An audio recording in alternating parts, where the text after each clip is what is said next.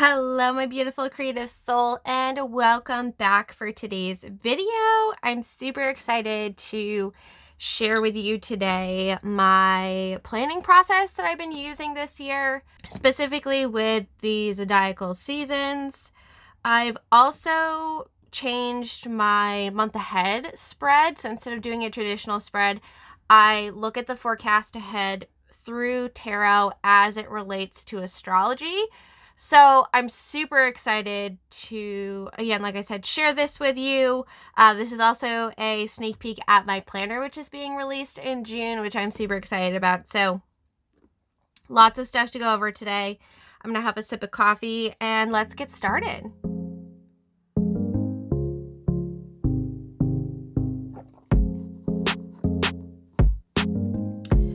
So let's get some of these things out of the way. I'm going to need these cards to demonstrate later, but let's open my planner up. I have this currently housed in a Planner Perfect notebook. This is literally like my favorite notebook of all time, like notebook cover. The leather in this is just unlike anything else. I love the croc leather in the black. It's like flexible. I do prefer, I have one of their other notebooks with like a different pocket configuration, which I like more, but pretty much only been using those two covers for this entire year. I just love them and the way they hug the notebooks and the way they feel and how many inserts they hold and all that fun stuff. So this is my planner. Now, the planner that's coming out in June is going to be like an actual printed planner, but this is an insert printable style that I've been using for, you know, a couple seasons now. So this is my spring season. And what I started doing this year is planning not only seasonally, which I've been doing for a while, but actually planning zodiacally instead of with the calendar months. So what that means is instead of planning for March or April, I planned for Aries season, which is technically the start of the zodiac wheel. So in Aries season, it ran from March 20th to April 19th. So that was my month, was Aries month. Which took a little bit getting used to because it's like half in one month, half in the other. So I'm still lost sometimes as to what technical month it is. But I have my calendars in here to keep me all straight. So I'm in the right place at the right time. So I've been doing that. So I have a section tabbed for each zodiac sign because this is a seasonal planner. And then in the front here, I have my spring section with all of my spring plans, which I'm not going to talk about today because we're specifically talking about the month, but that is how the planner is set up. The beginning has some general pages, then we go into the seasonal pages and seasonal planning, and then you have 3 months worth of planning pages. So within the month here, obviously right now we're entering Gemini season. So I have my last month here in Gemini season. And the way that I structured this planner is really to support how I plan in making actual like progress on my manifestations and goals. Because when we're looking to manifest something, there's like 4 main components that go into it. So my goal was to make a planner that helped me focus on those 4 elements. And those 4 elements of the formula, which actually I teach in my Manifesting a Magical Life membership, are visioning, which is like figuring out what it is that you actually want to manifest, right? Your vision, your desires. Creating, which is actually like making a plan and then doing the thing, like taking action to work towards those manifestations. Play, which is the part where you just do things and enjoy them for the joy of it and follow your intuition and trust that the universe will kind of do what it needs to rearrange things. It's kind of like allowing. And then there's reflection, which is the point in which we stop and take stock of everything that we've done thus far, that we've accomplished, and to check in to make sure, like, do I still want to go here? Am I on the right track? Do I need to course correct? And then you start again, right, at the visioning process. So the way that this is structured is so that all of those components are together within the planner. So I have intentions and declarations, I have vision pieces, I have the projects I'm working on, what my word of the year means to me during this season, things that I don't want to forget. So this is like my dashboard, and I do them again, not by the month, but by the zodiacal season. Although the planner isn't dated, so you could, not be a crazy person and do this month by month. But that's what I like to do there. I have a card reading, which I haven't been using because I've been doing this other thing, which I'm going to get to. But I tend to then use this section to do card interviews. So, look, I flipped right to that. How beautiful. Talk about being in alignment, right? So, I've been using this particular area in the planner to do deck interviews with, like, either the main deck that I'm working with that month or a new deck that I got, which has been really fun. It's like a fun way to document, what I'm working on, but also get to know my deck better. So that's there. And then more monthly dashboard stuff. I like to use this section to track on its way, to track like packages that I have in the mail because, I love getting things in the mail. Amazon's like my best friend. So that's there. I have spots for affirmations throughout and little reminders, master task list. And then this is my monthly calendar, which, as you'll see, again, I'm planning like May to June. So it's a little confusing because you start with like the 22nd, because I try to start with wherever the season rolls over, or at least in that week. And then I plan out accordingly. So these are all like my appointments. I put on like special, like the moon cycles and summer solstice, things like that. And then on the side here, I have this little bar, which is like setting the tone. So this is like my personal kind of overview and the things that I'm working on, things that I might be looking out for. It's like a card, it's like a month ahead card spread, but just for my own personal. And this isn't the technique I'm talking about. This is kind of in addition to, but so I write down one thing that's lighting my fire. So one thing that's like super lighting my passion at the moment, something I'm really fired up about doing or exploring, a potential challenge for me during the month. Ace up my sleeve is like me having a certain strength or kind of a tool in my tool belt in order to transcend this challenge. My game-changing move is a quote-unquote goal that I'm working on that's really gonna like actually make visible results within some of the larger things that I'm working on. Learning and growing, pretty self-explanatory, something I'm studying or something that I'm working on learning or stepping into. And then celebrating, because, what am I actually celebrating about myself and about my journey?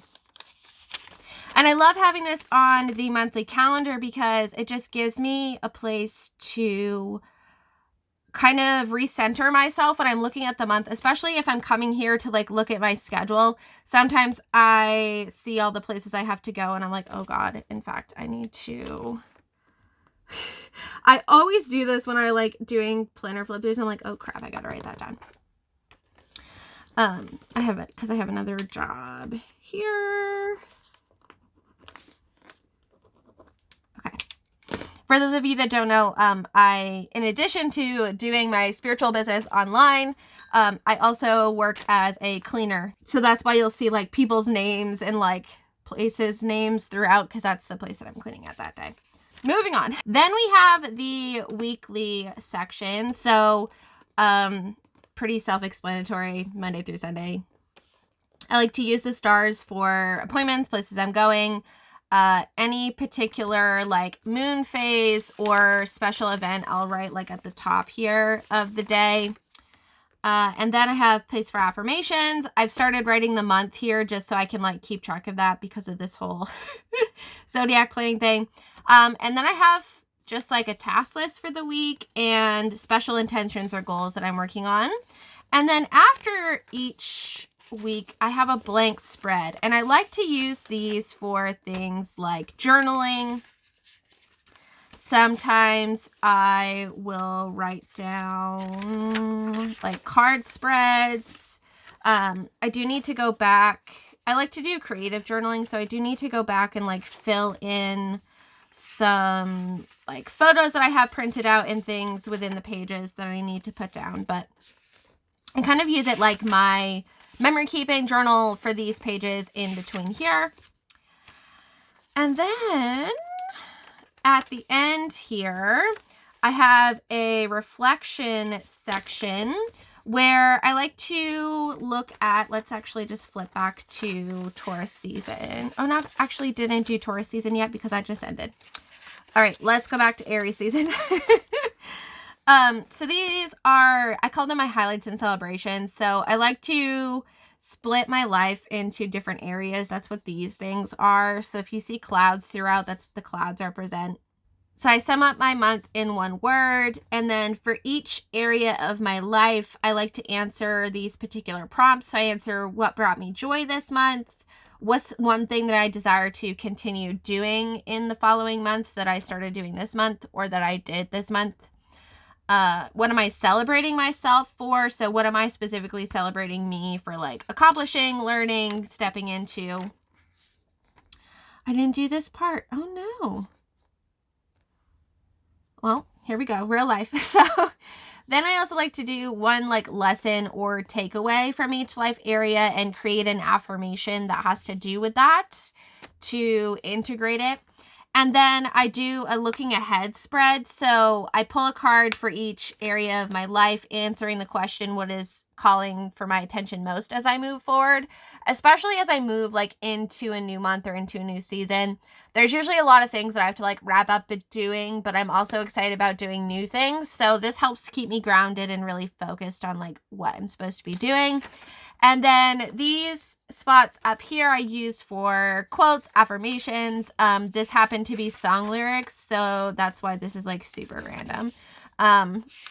But that was a funny song that I was listening to a lot that season, so that's what I put in there. So that's like the reflection section. And then after the reflection, tongue-tied. After the reflection section, I do have several note pages, about 5 to take notes on. These ones are kind of weird because they're at the end of the insert, so they're like shorter than the others, but they're basically just like these pages here between the weeks. But there's 5 of those, and that's that. So that's how I plan my month, and I'll actually like go back and continue to add in tasks or fill in more of these like areas where I'm planning and things. And it's just been really fun to look at the month in terms of the energetic theme of the zodiac sign that rules that kind of area. And I always found naturally when I started looking at my planning cycles that I would start trying to plan new things right around this week. So like right around the 20th-ish of each month. And that really never like coincided with the month ahead planning. So I found that I actually I would like fill out this area around the 20th. Like I wouldn't do it at the beginning of the month. I would do it at the 20th. And then a week later, I would be into the next thing. And the next month would be blank because I had already like planned, and it was just didn't make any sense. And then once I started doing the astrology planning, it just like flows so much better. So that was something I learned from tracking my natural cycles, which is a totally different topic. But let's talk about what replaced my month ahead spreads. In this looking ahead card spread, I'd usually look at like the overall energy of the month. I would look at the strengths of the month, the challenges of the month, anything that I needed to be like focusing on, and any extra things that I need to know, right? And that would be like, you know, my forecast, quote unquote, for the month. And then I would never like look at it again. I just be like, okay, yeah, and then like move on. But since I started switching to the astrological planning and found out about the deacon wheel that has to do with tarot, I have since been doing like a forecast based on the tarot cards that are associated with the season itself. So doing like a general energetic reading for this particular season, and then incorporated some of my own like natal chart work into that.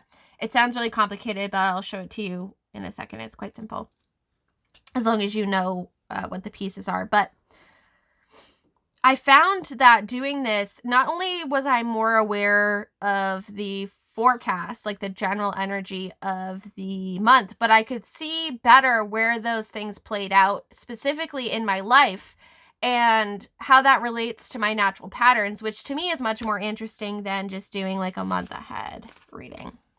So for each season, what I do is I do a page where I explore the overall energy of the zodiac sign, the planet that it rules, the house that it rules.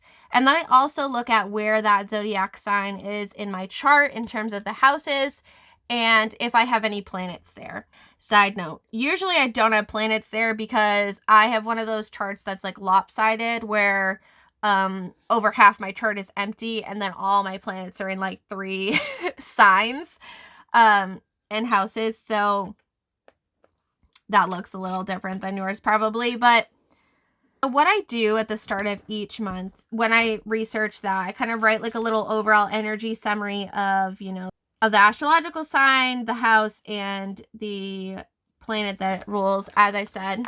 And then I come to my magical book here and I look at my astrological wheel where I've put the deacons here. So what the deacons are is every 10 degrees in a certain astrological sign has a different planet ruler, and there is a minor arcana tarot card associated with that. Now, I actually failed to put the planet breakdown on this chart, but I do have the tarot cards here. So as you'll see for Gemini season here, we have our 8 of Swords, 9 of Swords, and 10 of Swords, and they're each associated with the 10-day span, aka the 10 degrees. And then I'll also look at this little chart I have in here in case I don't remember which cards are associated with the zodiac sign. And I'll go to my deck and actually like pull them out to look at it. So I wanted to do that with you so you can see how I do this. So the Gemini card is the Lovers. The card for Mercury is the Magician, and then of course we're looking for those Swords cards as well. So we have the Magician,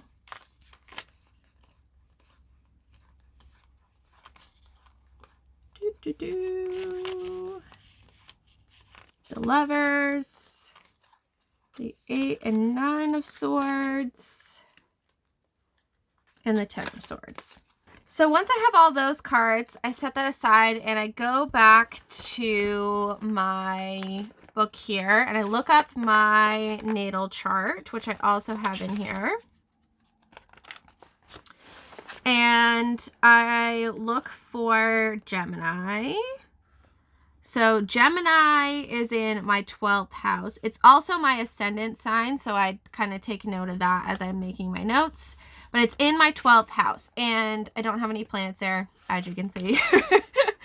And 12th house is ruled by Pisces natively, and the card associated with Pisces is the moon here.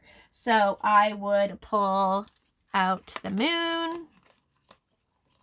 Somewhere in this tarot deck. There we go.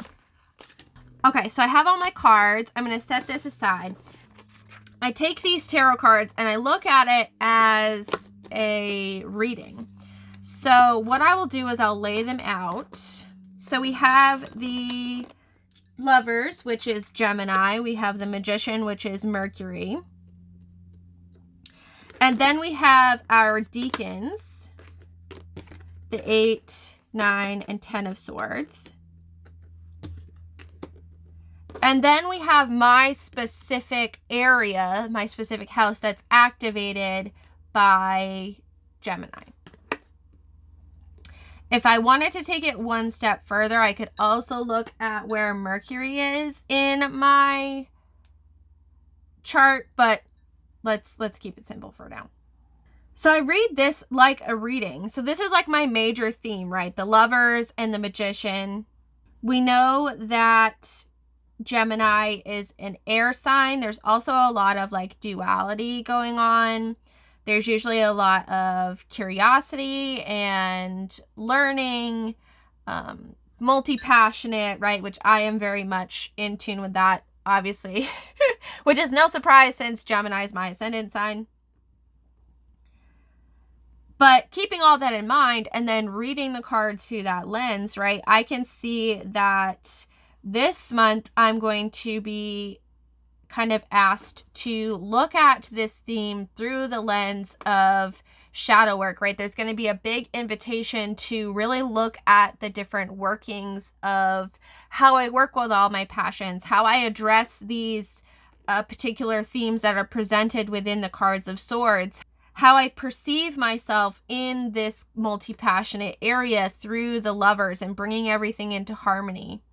And there's also this invitation with the Magician to remember that, like, I am in charge, right? I am the creator. I have all the tools. I am the wielder. But am I using those tools in harmony, or am I letting myself get wrapped up in the anxiety and the stuckness and the ruminating and the entrapment of not seeing a way out and being so focused on one perspective that I can't overcome it?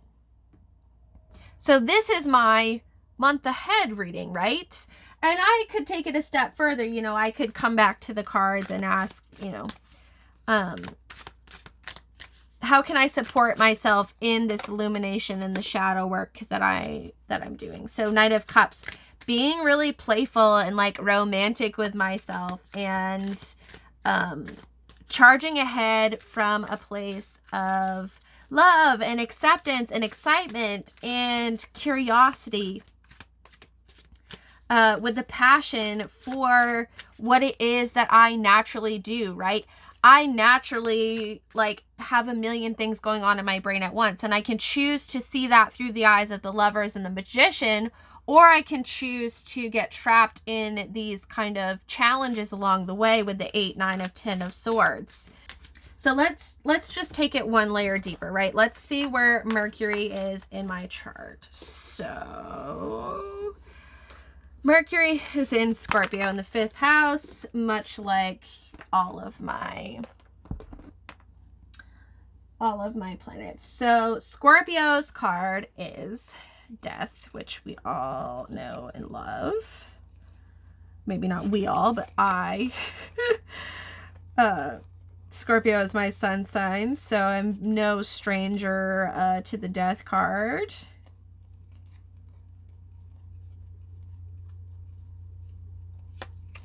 Which I'm actually not a huge fan of in this deck yet.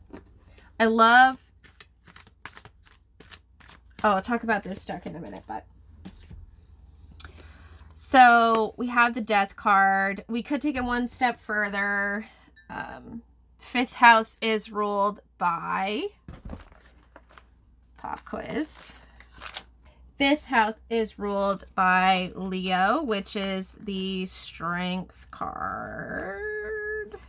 So diving even deeper into how this energy is going to play out for me specifically during the month, right? Again, like I already kind of mentioned, I'm really being asked to work on this in terms of a shadow work perspective and uncovering things and getting rid of opinions and views that no longer serve me, and letting some of those multi-passionate things that I have drop off to the wayside that aren't really part of my vision moving forward.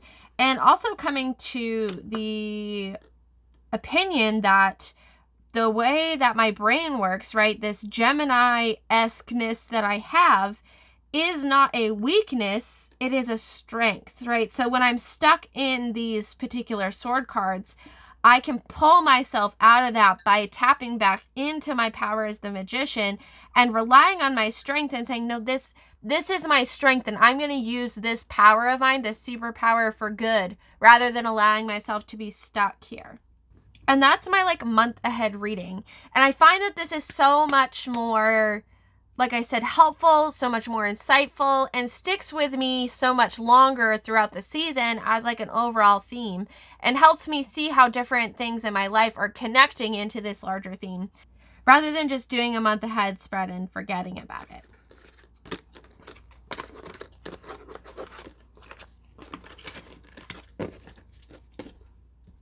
And then, of course, once I've done that, I go back to my little spread here and I make the notes of that so that I can go back to it and check on that throughout the month and see how that's being activated for me. So that's my like monthly planning process at the moment. Of course, I do lots of other things. Like this is one of my journals in the back here, which I write all kinds of ideas in. I have, of course, a personal journal and a tarot journal and my magical journal, which you just saw, and all those other things. But that's specifically how I've been planning, and I'm super excited to finally be like sharing this process and the actual book with you. If you're interested in learning more about the planner or getting on kind of the wait list to be involved in the official release, I will leave that linked in the description box below so you can check it out. But since we were talking about tarot, I wanted to share this deck with you really quick. This is my newest deck. I've had it for about 3 weeks now, and I've really been enjoying it. This is the Ask the Witch Tarot. And it's super funky and fun. I'm so sorry if the cards had a glare on them when they were down on the table. I always forget about that. But this deck has been amazing. The art in here is super funky. It reminds me of what is it? Mr. Pickles, which is a very inappropriate adult cartoon about a demonic dog. But the art style reminded me of that. And I'm just in love with this. I'm in love with the color palette. I love the funkiness of it. It does keep pretty true to the Rider-Waite symbolism in the minor cards. But the majors are all specific witches and witch legends, which I really enjoy. And the guidebook actually does like tell you a little bit about the story of the particular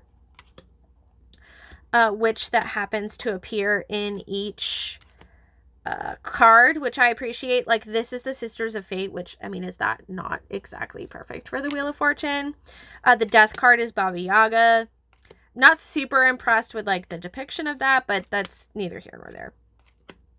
I love this card just because like the colors, the way these purples and blues are like done together is just so delicious.